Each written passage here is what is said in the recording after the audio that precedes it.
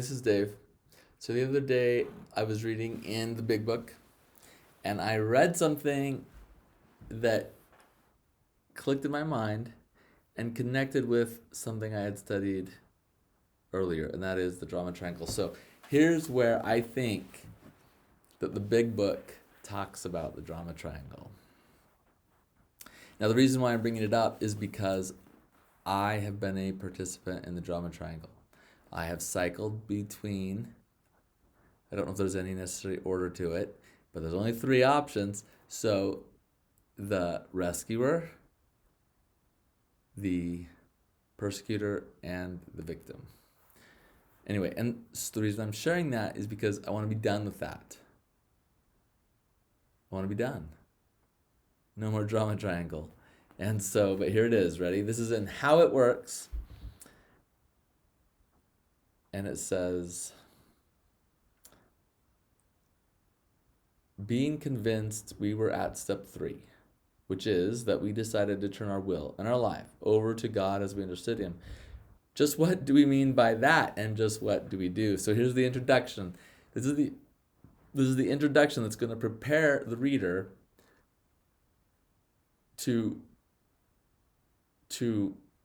help them understand why they need to turn their life over to God and what it means to do so.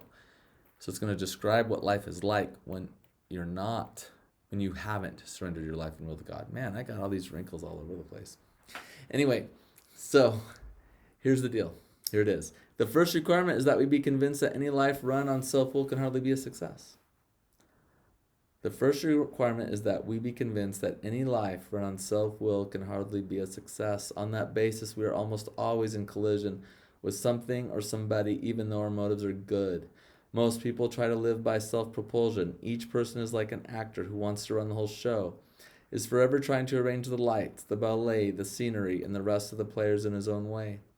If his arrangements would only stay put, if only people would do as he wished.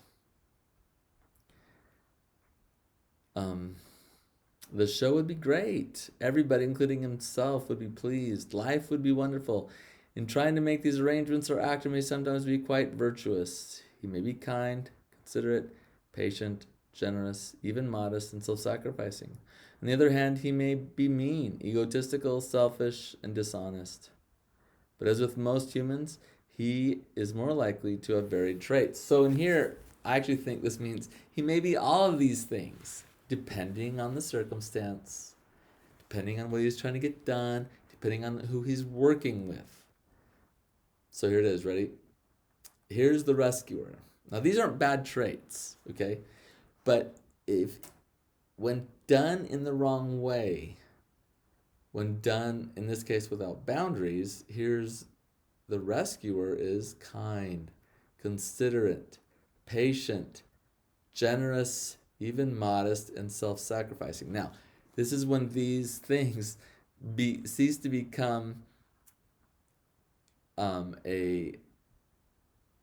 good traits, and because they're either being taken to extremes or they're used without boundaries. They convert that person in that moment into a rescuer. I'll tell you what I mean about boundaries in a second. On the other hand, he may be mean, egotistical, selfish, and dishonest. Here you have the the persecutor. I've been both. Now, what usually happens? Okay, you're trying to get things done by rescuing or by persecuting, and what happens? The show doesn't come off very well. He begins to think life doesn't treat him right. Well, here it's starting. He might be wallowing a little bit into self-pity. He begins to think that life doesn't treat him right. So what does he do? He decides to exert himself more. He becomes, on the next occasion, still more demanding, the persecutor, or gracious, the rescuer, as the case may be. In either case, he's also a manipulator. So the play does not suit him. Admitting he may be somewhat at fault, he is sure that other people are more to blame. Here he's wallowing in self-pity. He becomes angry, indignant, and self-pitying. What is his basic trouble? So there you have the wallowing in self-pity. And then, even that could be used to get your way, right? Or to end a conversation, or to avoid a conversation, Or it could just be you're just wallowing in self-pity. What is his basic trouble? Is he not really a self-seeker even when trying to be kind? Is he not a victim of the delusion that he can wrest satisfaction and happiness out of this life if he only manages well? Is it not evident to all the rest of the players that these are the things he wants? And do not his actions make each of them wish to retaliate, snatching all they can get out of the show?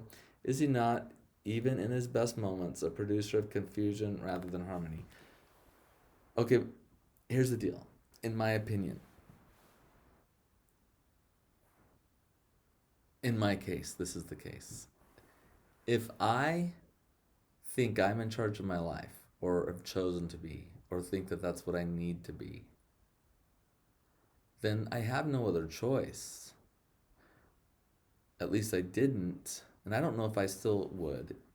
If I'm in charge of my life and I gotta make things work out the way I think they need to work out, then I'm naturally going to be a manipulator because I'm in charge, or I'm trying to be. I'm trying to make life work out the way I think it should be. And so I'm going to manipulate by being a rescuer, by being a persecutor. And when those don't work out, then I go into self-pity, which is the victim. So the only way to get out of the drama triangle, well, there's other things that help, tools and techniques and stuff, like having boundaries. But anyway, we'll talk about that. But what I first need to do, and most importantly, is I need to stop trying to control my life. I need to stop deciding what my life is supposed to look like. I need to change my whole basis for valuing my life, like determining whether or not my life is a success or not. And for me, that means I need to turn it over to God and be like, God, I don't know what my life is supposed to look like. I don't know what you want me to accomplish.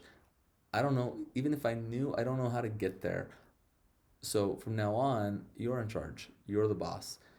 You tell me what to do, and I'll do that. Because then I don't have to worry about the results.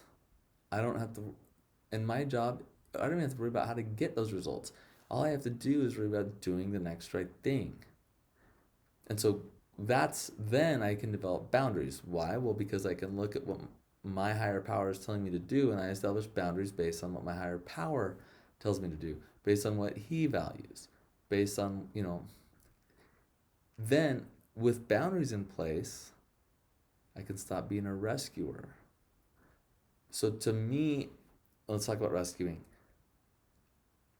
I know that I can rescue people from things that aren't bad. They just are. And a lot of times those people don't even need rescuing. They just need to be allowed to face reality. And I, because of what my screwed up priorities are or were, would, instead of engaging in honest conversations and establishing and maintaining boundaries, I would rescue. And that means that I can't rescue with boundaries, because if I have boundaries, that means I've put things in my life in order. I want to check this lighting because it looks weird to me. Maybe I need to. I don't even know if that helps any or not.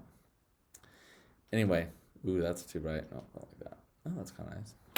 Anyway, so it's up there that's making my forehead look like it's so bright. Anyway, and that's bugging me. So,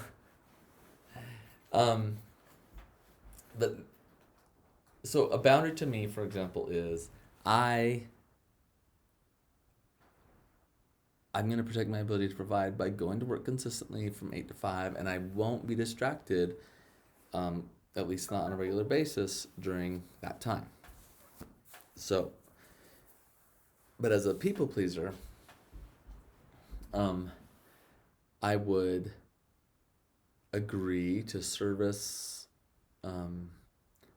commitments, or helping my wife with things during that time, because I was afraid to have an honest conversation, and I wanted her to like me, and I wanted to also rescue her from just the facts of life, which are, the fact is I have to work. Okay, so But if I had a boundary in place, I could say, honey, I love you. I can help you between from, after 5 o'clock for an hour or whatever it is.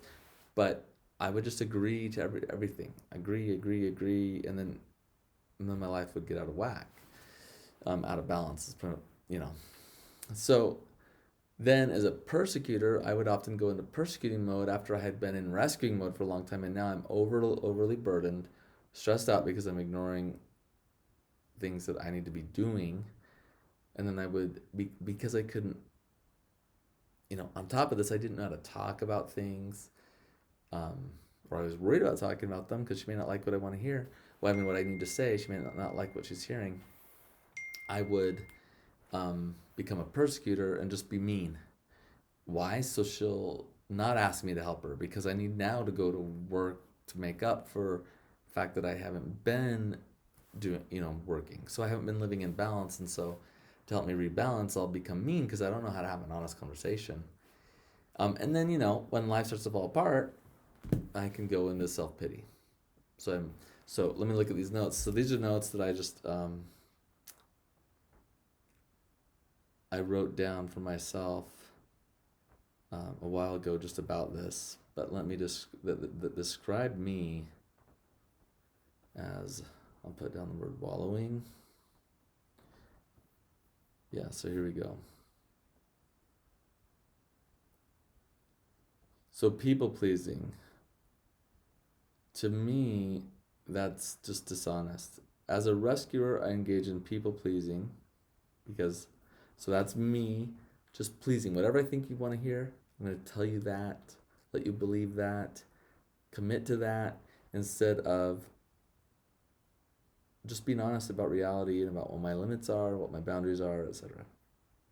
As a persecutor, I would, when I'm now overburdened as a rescuer, as a people-pleasing rescuer, I now go into persecutor mode, which is to push you away. It's how I say no to something is by being mean.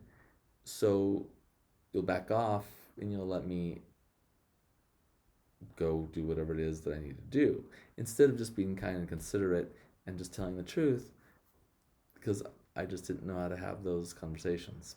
But it's me swinging from the pendulum from, whatever rescuer over here, totally people pleasing, to the opposite of persecutor, when I could have been in the middle and just been an honest, boundaried guy who can communicate those boundaries and expectations and needs and everything like that. Anyway, so when being at this extreme doesn't work and being at this extreme doesn't work, then I go down to being at the other end of the triangle, which is the victim, right? So, and I wallow in self-pity. Why do I wallow in self-pity? Well, because things aren't working out. And why does that matter? Well, it matters because I think I'm in charge of my life. I mean, I am. At this point, I'm in charge of my life. And I'm basing how I think life should be by how I think life should be. And I'm basing all my efforts on how I think life should be. And it's not working out that way. And so, yeah, I'm now wallowing in self-pity because life isn't turning out the way I think it should be. And I probably used wallowing in self-pity also as a way to get my way, right? Now I'm trying to turn Rebecca and my wife into a rescuer, by wallowing in self-pity. In other words, I want her now, as a persecutor or a victim, I probably could use those things to get my spouse to now be a rescuer. As a persecutor, I'm pushing her away so I can just go do whatever I think is important. As a victim, I'm doing the pity party thing to get her to say okay as well. Anyway, but what's the cure? Well, why do I people please? Why am I a rescuer? Because I value more what people think of me than what I think God thinks of me. So what's the cure? The cure is to turn my life over to Him. And now I don't have to people please, because my job now is to do what He wants to do. My desire now is to do what He wants me to do. And so if people like it or not, Of course, I'd like them to like it, but that's beside the point. Um, what that whether they like it or not isn't the point. Whether or not they might reject me isn't the point. Like the point is, I'm gonna do what God says, and I'll tell you what, I've arrived at that only because doing it the other way didn't work. I wish I could say differently, but that's the truth. As a persecutor, why do I persecute? Well, because that's a way to get what I want without just being honest about it, right? Like, I don't know. So weird. There's other reasons too that I could be a persecutor. Um, that's when I'm blaming people for something, and so trying in some way to get even or thinking about getting even. But that's kind of beside the point for this conversation. And then as a victim, why do I engage in being a victim? Because I believe, that life should be a certain way, and it's not turning out that way. And why? Because all the actors in the show aren't doing their part like I think they should. So anyway, yeah, that's it. I'm just gonna share that. I just want to say, because I don't want to be it ever again, that just like it talks about in the big book, I would do these things. And these good character attributes, when they're combined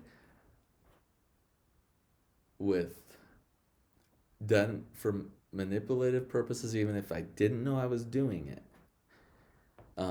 when they're done because I value what other people think over what I think God thinks, or what I just think other people think, right? Then, or, anyway,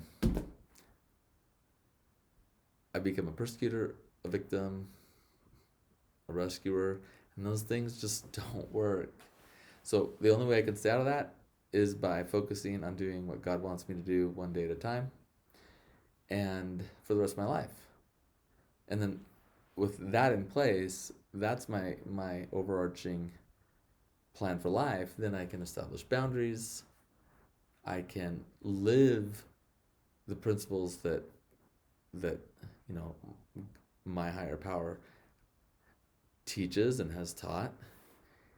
And then it's living those principles that's one of the ways that I do his will one day at a time. So instead of people pleasing, which is dishonest, I'm honest, whether or not I think somebody will like it. Instead of being a persecutor, I can be kind. I don't try to get my way by being mean, or I don't try to get revenge by being mean. And instead of wallowing in self-pity, I just continually do. I don't have to wallow in self-pity, because it doesn't matter what my life is like, because I'm not in charge of the results of my life. I'm in charge of just doing what my higher power wants me to do. His job is to take care of the results. So ultimately, what my life looks like, my higher power is in charge of that. Anyway, that's it. Thanks, I'm Dave. Take care.